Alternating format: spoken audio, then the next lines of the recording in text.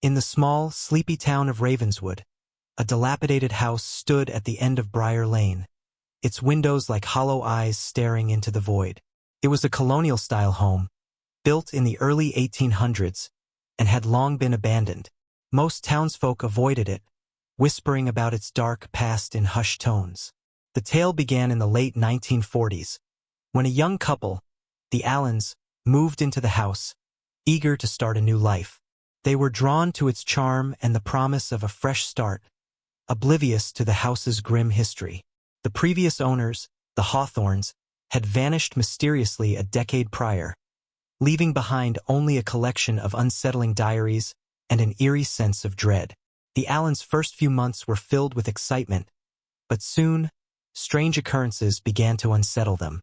It started with faint whispers at night, barely audible but persistent.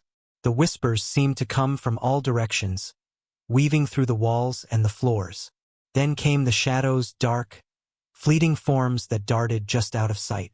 One particularly stormy night, as lightning cracked across the sky and rain battered the windows, the Allens experienced their first, truly terrifying encounter.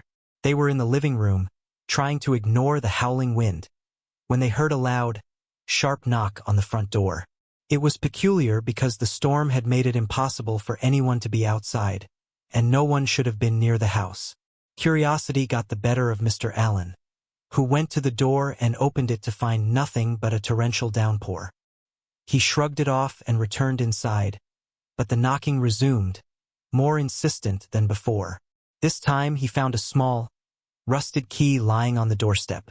It was old, and the metal was tarnished, almost as if it had been there for decades. Later that evening, as they were preparing for bed, Mrs. Allen found an old, dust-covered box in the attic which was locked. The key from the doorstep fit perfectly. Inside the box were a series of crumbling photographs and a journal. The journal belonged to a woman named Eleanor Hawthorne, who wrote of her growing fear as her family began to disappear one by one. Her entries spoke of voices that called to her from the walls and a chilling presence that watched from the shadows. As the days passed, the disturbances grew more intense. Objects would be found in places they hadn't been left, and cold drafts would sweep through rooms despite closed windows. The Allens were plagued by dreams of a woman in a white dress, her eyes hollow and mournful, reaching out for them with desperate hands. The final straw came one night when the Allens were awakened by a blood-curdling scream. They rushed downstairs to find the living room in disarray, furniture overturned, and a cold, oppressive silence hanging in the air. On the wall, written in what appeared to be smudged, black soot, were the words, "Help us." The next morning, the Allens fled the house. They left behind all their belongings, unable to explain the horrors they had faced.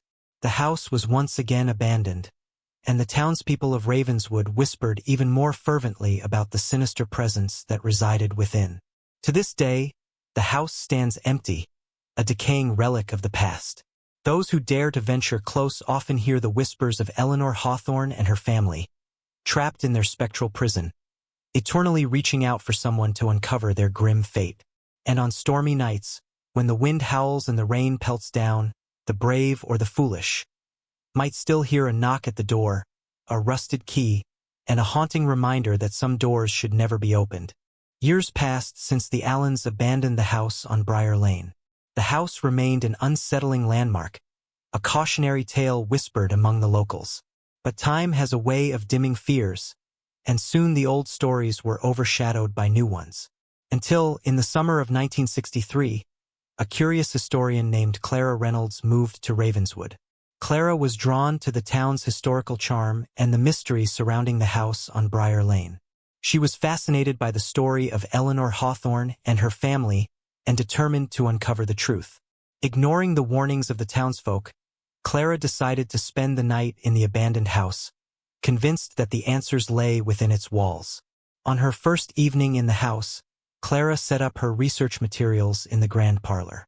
The room was dusty and thick with the musty scent of neglect, but she found it strangely compelling. As she pored over her notes, the old grandfather clock, which had stopped years ago, suddenly chimed 12 times, despite no one having touched it. Clara shivered but pressed on, determined not to let her nerves get the better of her. As midnight approached, Clara felt a chill in the air. The temperature seemed to drop suddenly, and she noticed her breath forming small clouds in the dim light. The whispers began again, barely audible but unmistakable. They came from all directions, overlapping and mingling in a cacophony of despair. Clara's heart raced as she tried to pinpoint their source, but they seemed to be coming from within the walls themselves. Compelled by a mixture of fear and curiosity, Clara ventured into the attic, where she had heard the disturbances were most pronounced. The space was cluttered with old furniture and forgotten possessions. It was there she found a small, hidden compartment behind a loose brick in the wall. Inside the compartment was a new journal, distinctly different from the one Eleanor had left behind. Its pages were fresh and clean, as if it had been written just the year before. Clara began reading the journal, which was filled with frantic entries that described strange happenings and ghostly encounters. The writer, a man named Thomas Gray, had come to Ravenswood after the Hawthorns disappeared. He had been researching the house, hoping to solve the mystery, but was driven mad by the house's supernatural forces. The last entry was a chilling account of a final, desperate attempt to break the curse. Thomas wrote of a ritual he planned to perform to free the trapped souls, but it was clear he had never succeeded. Determined to finish what Thomas had started, Clara researched old texts and discovered the ritual described in the journal. It involved gathering certain items from around the house and performing a series of rites during a full moon. The night of the full moon was approaching, and Clara prepared herself for the ritual, gathering items like old coins, a lock of hair, and a silver locket she found in the attic. On the night of the full moon, Clara conducted the ritual in the grand parlor. As she recited the incantations and placed the items in a specific arrangement, the house seemed to come alive. Shadows danced across the walls, and the whispers grew louder, forming coherent phrases of anguish and desperation. As Clara reached the final incantation, the room was filled with an oppressive darkness. The temperature plummeted, and an icy breeze blew through the parlor.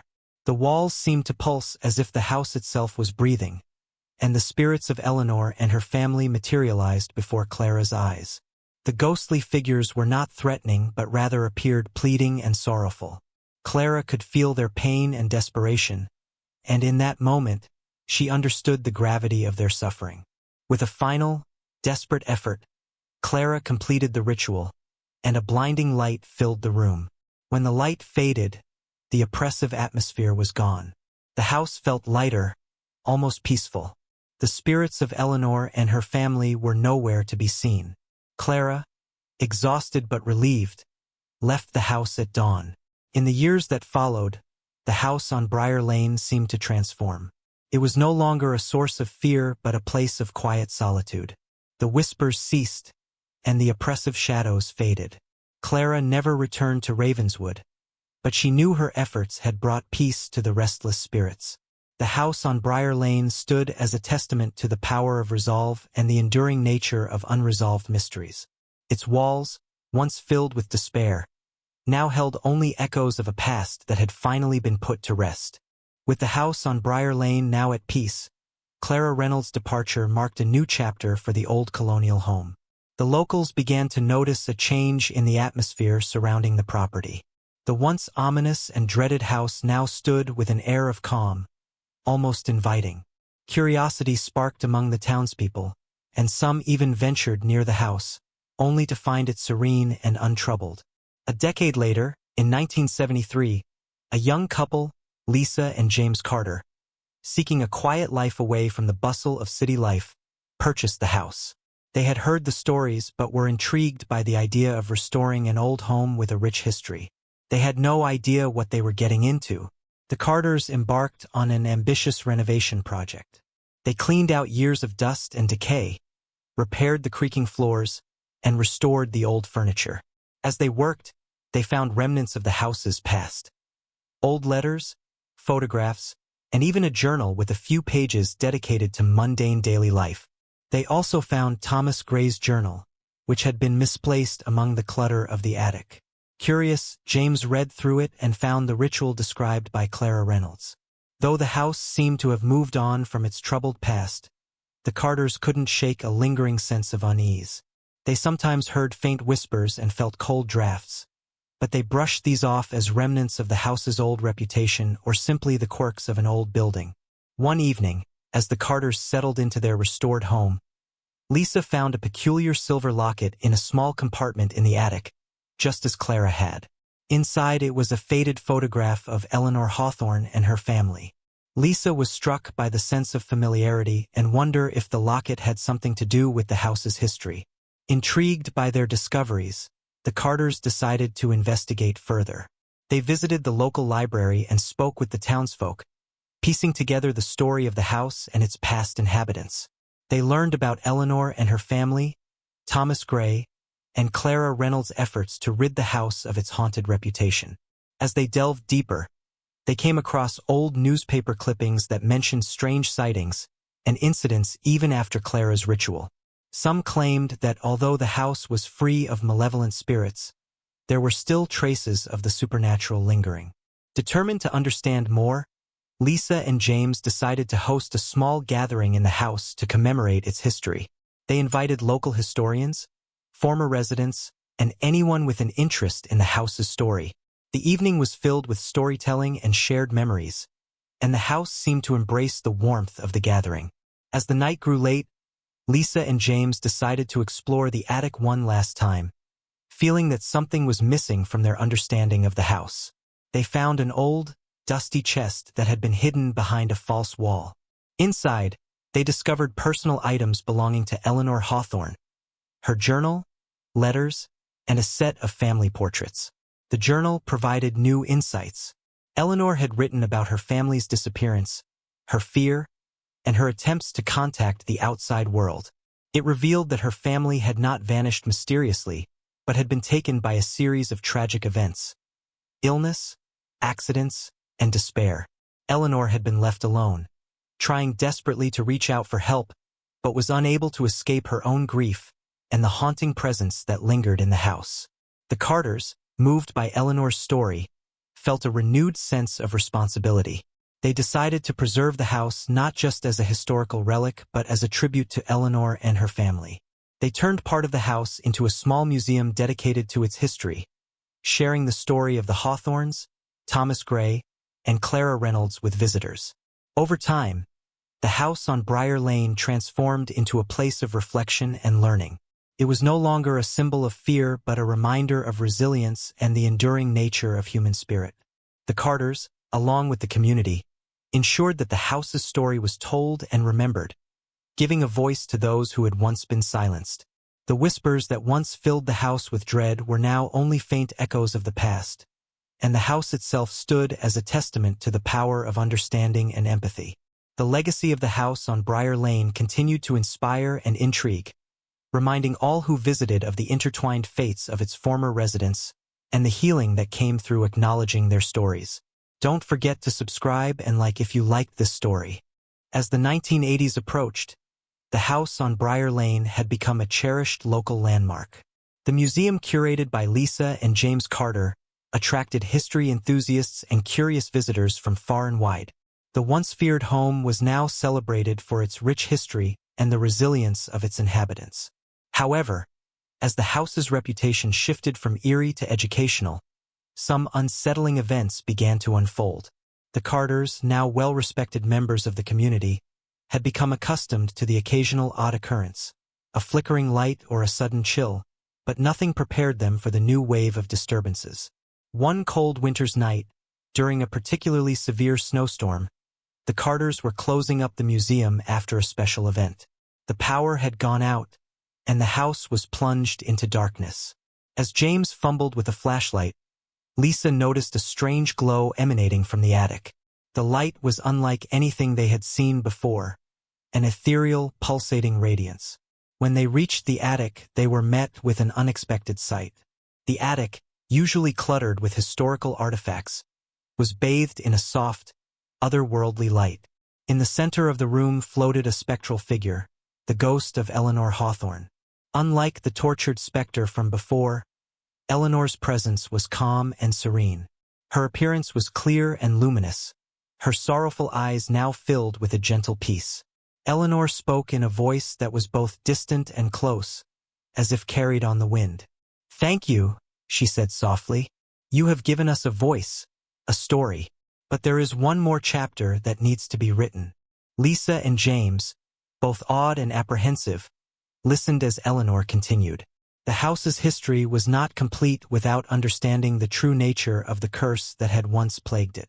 Eleanor revealed that the house's affliction had not merely been the result of her family's misfortunes, but was also tied to a malevolent spirit that had been bound to the house long before her arrival. The spirit was that of a man named Gideon Blackwood, a notorious occultist from the late 1800s.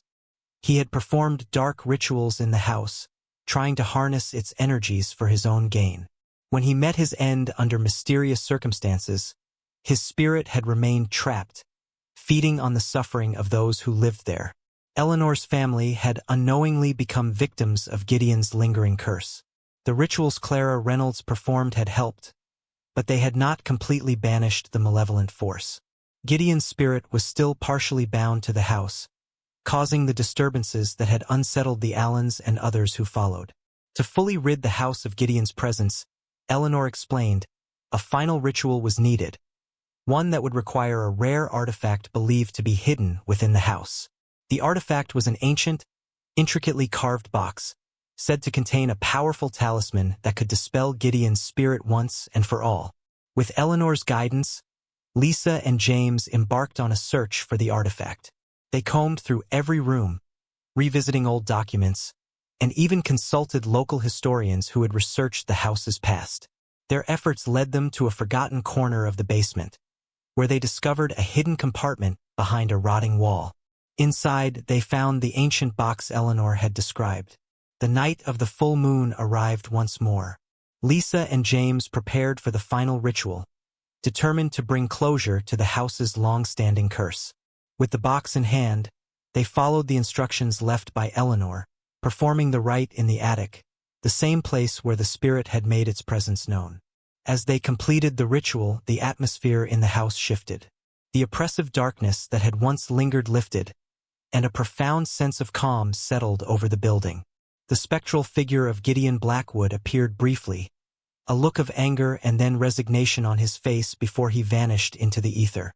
The Carters, exhausted but relieved, felt a profound change.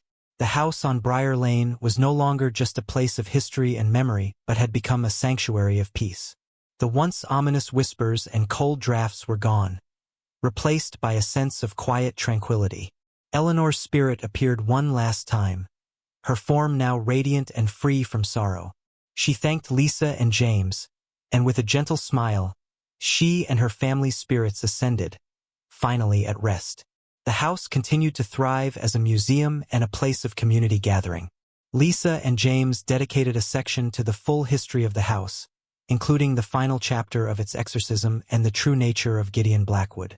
The story of the house on Briar Lane became a testament to perseverance, understanding, and the power of bringing light to the darkest corners. Years later, the Carters would often reflect on their time at Briar Lane with gratitude. The house, now a symbol of peace and resolution, stood as a beacon of the enduring human spirit, proving that even the most troubled places could find their way to redemption. Years after the successful exorcism and the transformation of the house on Briar Lane into a beloved local landmark, Lisa and James Carter continued their dedication to preserving its history. The house had become a symbol of resilience and peace, its haunted reputation a thing of the past. Visitors came from all over to admire its restoration and learn about its storied past. One crisp autumn day in 1995, the Carters received an unexpected visitor. A distinguished-looking man in his early 60s arrived at the museum, carrying an air of authority and a briefcase full of documents. He introduced himself as Dr. Nathaniel Blackwood, a historian specializing in occult studies and, coincidentally, the great-grandson of Gideon Blackwood. Dr. Blackwood was intrigued by the house's history and wanted to learn more about the events that had transpired there. Although the Carters were wary of any connection to Gideon's legacy, they agreed to show him around, hoping that his insights might further illuminate the house's past. As Dr. Blackwood explored the museum and the old documents, He seemed particularly interested in the ancient box and the talisman used in the final ritual. He spent hours poring over the records, making meticulous notes. The Carters observed him with a mix of curiosity and apprehension, wondering if this visit might unravel more secrets. That evening, as Lisa and James were closing up the museum, Dr. Blackwood approached them with a serious expression. He requested a private meeting, insisting that he had uncovered something significant. In the quiet of the library, he revealed an astonishing discovery: a hidden manuscript belonging to Gideon Blackwood, which he had found in his family archives. The manuscript detailed not only Gideon's attempts to harness the house's supernatural energies, but also a cryptic account of a secret pact. According to Gideon's notes, he had made a deal with a powerful entity from another realm. The pact was intended to grant him immense power but came with a dark price. His own soul would be bound to the house, forever trapped until a specific condition was met. Dr. Blackwood's research had uncovered that the condition was not simply the banishment of Gideon's spirit but a deeper, more profound act of reconciliation. The entity had stipulated that the true resolution required the unification of Gideon's scattered soul fragments, which had been left scattered across different planes of existence.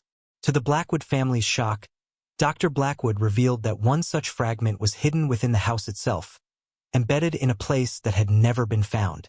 This fragment was crucial for completing the final part of the pact and ensuring Gideon's soul could be fully released. The Carters, feeling a mix of trepidation and responsibility, agreed to help Dr. Blackwood. Together, they embarked on a final search of the house. The search led them to an old, unassuming cupboard in the cellar, a place they had overlooked before. Behind a false panel, they discovered a hidden compartment containing a small, ornate box with an intricate lock. Inside the box was a shimmering crystal vial containing a dark, swirling substance. It was unmistakably a piece of Gideon's fragmented soul, a part of the entity's influence still clinging to the house. The manuscript's final instructions called for this vial to be placed in a sacred site, a location of spiritual significance that had been hidden in plain sight. Following the manuscript's guidance, the Carters and Dr. Blackwood performed a ritual in the basement, where the energy of the house was strongest. As they completed the final incantation, the vial began to glow brightly, and a powerful, gentle force seemed to flow through the house. A profound sense of peace settled over the property as the dark energy dissipated. The house felt transformed, as if a heavy weight had been lifted. Dr. Blackwood, visibly moved, thanked Lisa and James for their bravery and dedication. He explained that, with Gideon's final fragment released, the house would no longer be tied to any dark forces or unresolved pacts. As Dr. Blackwood departed, he left the Carters with a final note of gratitude and a personal letter of acknowledgement. The letter revealed that Gideon Blackwood had indeed sought redemption in the end, and the house on Briar Lane had played a crucial role in his journey toward it. In the years that followed, the house became a place of reflection and inspiration for those seeking to understand the delicate balance between light and darkness. The final resolution of Gideon Blackwood's soul became a poignant chapter in its history, a reminder of the enduring power of redemption and the intricate connections between past and present. The house on Briar Lane continued to stand as a symbol of hope and transformation, its legacy enriched by the final, unexpected twist in its storied past. The Carters, having seen the house through its darkest days and into its brightest future, felt a profound sense of accomplishment. They knew that, in the end, the true power of the house lay not in its history of hauntings but in the unity and understanding that had brought it to peace. Don't forget to subscribe and like if you liked this story.